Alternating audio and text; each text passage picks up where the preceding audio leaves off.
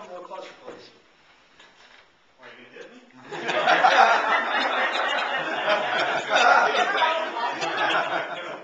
First of all, we have a very old penny here. That's for kid number 1. Kid number 2 for kid number 3. And then another penny for maybe this future foster child who will be blessed by your presence. Well, thank you. So much, not one of diapers that You've got 3 kids. Possibly you're in foster child training. And I want to tell you this, you might reconsider your whole premise on the pennies. I think you're going to need it. I have a daughter in college, a son in private high school. You need all the pennies you can get. You told us in your speech that you've been into evolution and adaptation to change. And then you said, here's some examples of evolution. You mentioned the rotary phone, library cards. What's a library card? Pagers. I thought about that the other day. There was companies that used to make enormous amounts of money selling pagers. They're gone. And digital TV, the latest evolution in our way to communicate to people through the boot tube. Then you got to the point. You talked about the despicable penny. Why do we do away with it? Because it'd be a time saver. You gave us a humorous example about the elderly lady in line. Boy, have not been there.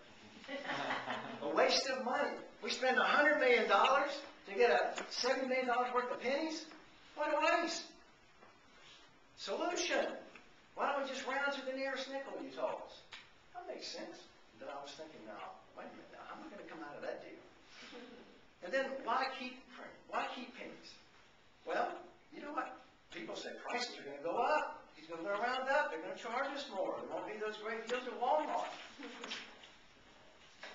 And then you said the argument is to do away with the penny. Rounding has a neutral effect. Great example, backed up with the professor. Use savings of production. In other words, we can use the extra money for job training, child care, for you. More time to spend with your kids because you won't have to stand in line as long. Suggestions, you said, and this is what I think you should have done a little different. I think you should have renamed your speech the despicable penny. Despicable. That would have made your point. You hit it home real fast. And then also, I would have put your viewpoint at the beginning and then supporting it logically. You went in the evolution, but you finally told us, why do we need to do away with despicable pennies? You should have come up and said, you know what? We've got despicable pennies, and here's why they're no good. Let's get rid of them. You should have just gotten to the point and gotten in our face. You had great humor. You had great props, great word pictures. We love the roast to Dan.